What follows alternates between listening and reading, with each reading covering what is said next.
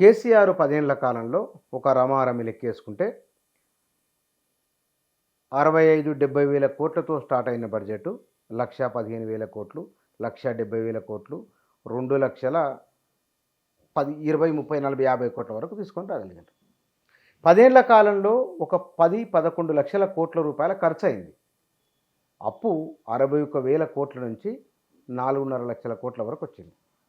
మరి ఈ కాంగ్రెస్ గవర్నమెంట్ 5 ఏళ్ళు ఉంటే కనుక మరింకో 4 లక్షల కోట్లు కాదు ఇంత చూస్తే అప్పు పెరుగుతుంది కదా. లేదు, ఇప్పుడు అప్పులు ఇచ్చేటోళ్ళు కూడా మన జీడిపి రేషియోకు 20% మించి ఇవ్వరు. నీ జీడిపి రేషియో ఎంత ఉంది, రిజర్వ్ బ్యాంక్ కాన్స్టాంట్గా అసెట్ చేస్తుంది. ఇప్పుడు కేసీఆర్ తెచ్చింది కూడా ఈ జీడిపి రేషియో విదిన్ ది పర్వ్యూనే తెచ్చాడు. సో అయితే వచ్చే ఆదాయంలో నేను అనుకునేది నెక్స్ట్ ఈ బడ్జెట్లో ఫిబ్రవరిలో కాంగ్రెస్ పెట్టే బడ్జెట్లో 3,50,000 పైన మన బడ్జెట్ పోద్ది. ఇక జీడిపి బెటర్గా ఉంది కనుక ఈ బడ్జెట్ దీన్ని ప్రాపర్గా అలొకేట్ చేసుకొని మళ్ళీ దానికి కరస్పాండింగ్ రేంజ్లో అప్పులు తెచ్చుకునే అవకాశం ఉంటుంది. ప్రపంచంలో ఎప్పుడు ఏ స్టేట్ కూడా అప్పులతో ధ్వంసం కాలే, ఏ రాజ్యం కూడా.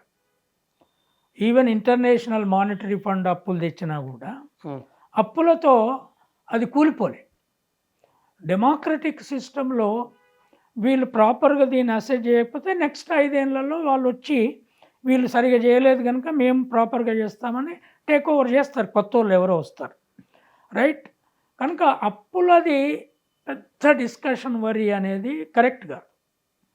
కేసీఆర్ ప్రభుత్వం కూడా 20% జీడిపి రేంజ్ కంటే ఎక్కువ చేయలేదు. అంటే కేసీఆర్ అప్పుడు కూడా పెద్ద పట్టించుకోవాల్సిన అవసరం లేదు, అంతే కదా మీరనేది. ఆ అప్పులు ఉన్నాయి, అప్పులు వాళ్ళు మ్యాక్సిమం రేంజ్లో చేయగలిగేంత చేశారు. ఇప్పుడు మన జీడిపి రేట్ పెరుగుతున్న కొద్దీ రేపు బడ్జెట్ 3,50,000 crores అట్లా పెడతారనుకో.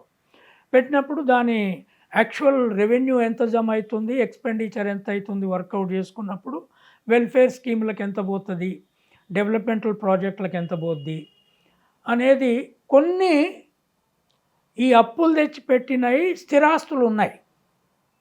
ఏంటి వీళ్ళు కట్టిన ప్రాజెక్టులు అవి కొంత లోపాలు దాంట్లో ఉన్నా కూడా ప్రాజెక్టులు ఫిజికల్గా ఉన్నాయి, అవన్నీ మళ్ళా కట్టాల్సిన అవసరం.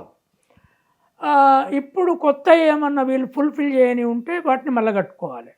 రోడ్లు ఉన్నాయి, ఆల్రెడీ వేసి ఉన్నాయి, వాటిని రెగ్యులర్గా మెయింటైన్ చేసుకోవాలి. స్కూల్ ఇన్ఫ్రాస్ట్రక్చరు, టీచర్లు, ఎంప్లాయ్మెంట్. కాంగ్రెస్ గవర్నమెంట్కి ఎక్కడ స్ట్రెస్ బాగా వస్తుంది అంటే వాళ్ళు ఇప్పుడు 2 లక్షల ఉద్యోగాలు నింపుతామంటున్నారు. కేసీఆర్ ప్రభుత్వం ఉద్యోగాలు నింపకుండా డెలిబరేట్గా పేపర్ లీక్ చేసే పేరుతో, క్యాన్సిల్ చేసే పేరుతో ఎందుకు చేసిందంటే ఇవన్నీ ఇస్తూ జీతాలు ఇవ్వలేమని ఉద్యోగాలు నింపకుండా ఉన్నారు. ఇది డెలిబరేట్గా జరిగిందంటారు? డెలిబరేట్గానే చేశారు. లేకపోతే స్టేట్ పబ్లిక్ సర్వీస్ కమిషన్ 2 సార్లు గ్రూప్ 1 క్యాన్సిల్ చేయదు, ఆ స్కోపే లేదు. పేపర్ లీక్ కాదు అది, బహుశా ఆ చైర్మన్కు ఇది ఎట్లో గట్ల నువ్వు ఓవర్కమ్గా రిక్రూట్మెంట్ జరగనీయక అని చెప్తే ఏదో ఒకటి చేసి ఉండాలి. అవునా? లేకపోతే అట్లా జరిగే స్కోపే లేదు, ఎక్కడ జరగదు అది దేశంలో. 2 గ్రూప్ 1 ఎగ్జామినేషన్లు పెట్టి ఎగ్జామినేషన్లు క్యాన్సిల్ చేసేది ఎక్కడ ఉండదు. గ్రూప్ 2 పెట్టి, అది కూడా కేసీఆర్ ప్రెస్ కాన్ఫరెన్స్లో 1.5 సంవత్సరాల ముందు చెప్పిండు మేము క్యాలెండర్ ఇచ్చి జాబులు నింపుతామని. అయినా కూడా జాబులు నింపలే. ఎందుకు? వాళ్ళు విచ్చలవిడిగా ఏ పద్ధతి లేకుండా గవర్నమెంట్ స్ట్రక్చర్ నడపకుండా ఇటు వెల్ఫేరు 10 lakhs ఇటని అటని, తర్వాత బీఆర్ఎస్ అని పెట్టి ఎన్ని కోట్లు ఫ్లైట్లకు ఖర్చు పెట్టారో మనకు తెలియదు, ఎన్ని 100 కోట్లు అయినాయో. ఎందుకంటే స్టేట్ గవర్నమెంట్ డబ్బుతో ఆయన దేశం అంతా తిరుగుతున్నాడు. మహారాష్ట్ర పోతున్నాడు, కర్ణాటక పోతున్నాడు, ఇంకెక్కడికైనా పోతున్నాడు. ఎక్కడన్నా ఇంత చిన్న స్టేట్ ముఖ్యమంత్రి కేంద్ర ప్రభుత్వాన్ని నేను ఛాలెంజ్ చేస్తానని వాళ్ళు ఉన్నారా?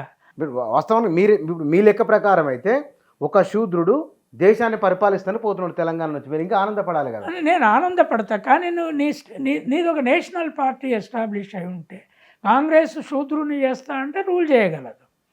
నువ్వు నేషనల్ పార్టీ, చిన్న రాష్ట్రం ఇది, 3.5 కోట్ల జనాభా రాష్ట్రం ఇది. ఇక్కడ వచ్చిన ఆదాయం తీసుకుపోయి నేను నేషనల్ పార్టీ నడుపుతా అని నేషనల్ ఎన్నికల్లో పోటీ చేసి 520 మంది ఎంపీలకు నేను పోటీ చేయిస్తానంటే ఎక్కడి నుంచి వస్తాయి నీకు డబ్బులు? ఇక్కడి వ్యవస్థనంతా అమ్మి పెట్టినా సరిపోదు. సో ఎప్పుడైతే వీళ్ళు టీఆర్ఎస్ని బీఆర్ఎస్ చేశారో ఇక అది పెద్ద లూటీ వ్యవహారం ప్రారంభమైంది. అట్లా చేయరు ఎవ్వరు. ఇప్పుడు డిఎంకే పెట్టుకున్నది, సమాజ్వాదీ అది పెట్టుకున్న పేరులో రాష్ట్రానికి మొదలు కుదించలే.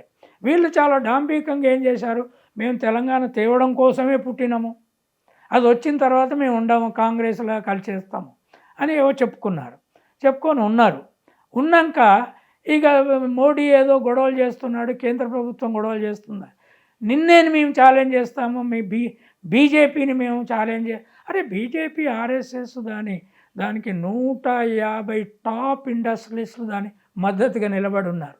అంబానీ, ఆదానీ, కిర్లోస్కరు, వేదాంత కంపెనీలన్నీ వాళ్ళకు అండగా ఉన్నాయి. నీకెవరున్నారని ఇక్కడ ఏదో చిన్నజీఆర్ స్వామి లేకపోతే రామేశ్వరరావు లేదా ఇక్కడ వెలమల ఎకానమీ కొద్దిగా ఉన్నది, పెరిగింది ఇప్పుడు బాగా. ఇట్లా కాదు ఇది దీంతో చాలా నష్టపోయినాం మనం. ప్రాపర్గా ఇప్పుడు కాంగ్రెస్ గవర్నమెంట్ దీన్ని ఒక గవర్నమెంట్ లాగా నడిపి, ఒకవేళ దీంట్లో సిస్టమిక్గా మేము అమలు చేయడానికి ఇబ్బందులు వస్తాయి. అవును, వీళ్ళు ఇంత అంటున్నారు, దీంట్లో ఎకానమీ సపోర్ట్ చేయట్లేదు, కొన్ని ఇవి ఇవ్వలేమంటారు, తప్పేముంది? ఇప్పుడు 3 ఎకరాల భూమి నువ్వు ఇస్తానన్నావు, ఇవ్వలేదు. 3 ఎకరాల భూమి ప్రతి దళిత కుటుంబానికి ఇస్తానన్నావు కదా, ఇవ్వలేదన్న రెండోసారి ఓటేశారు కదా, రైట్? చాలా నువ్వు ప్రామిస్ చేసావు, KG to PG free education అన్నావు, ఫీజులు విపరీతంగా పెంచారు, రైట్? సో నేనేది ఏంటంటే గ్యారంటీలను అమలు చేయొద్దనిగా.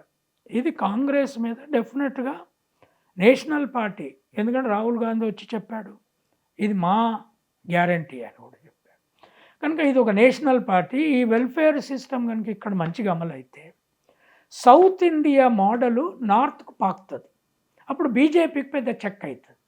బీజేపీకి ఈ సిస్టమ్ లేదు. వాళ్ళు మ్యాక్సిమం ఏమంటారంటే మిమ్మల్ని తీర్థయాత్రలకు తీసుకుపోతాము, మిమ్మల్ని విమానాలలో తీర్థయాత్రలు తిప్పుతామంటారు.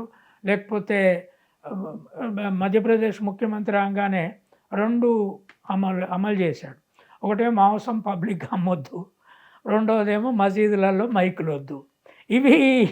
ఇవి పెద్ద ఖర్చున్నాయి కాదు, ఇంపాక్ట్ అయితే అది రిలీజియస్ సెంటిమెంటు పెట్టి మూఢనమ్మకాన్ని ద్వారా పరిపాలించడం. కానీ ఇది మూఢనమ్మకం కాదు, ఇది ప్రజల కాంక్రీట్గా వెల్ఫేర్ సిస్టమ్ను.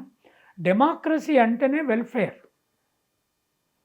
ఇప్పుడు లండన్లో, ఇంగ్లాండ్లో మెడికల్ సిస్టంలో మా అన్న పిల్లలు ఉన్నారు, మీరు ఎవ్వరూ ఇంటి వాళ్ళు సాయం చేయాల్సిన అవసరం లేదు. రోగం వస్తే జస్ట్ ఫోన్ చేసి చెప్తే చాలు, అంబులెన్స్ తీసుకుపోతే వాళ్ళే బాగు చేస్తారు, మళ్ళీ ఇంట్లో పెడతారు.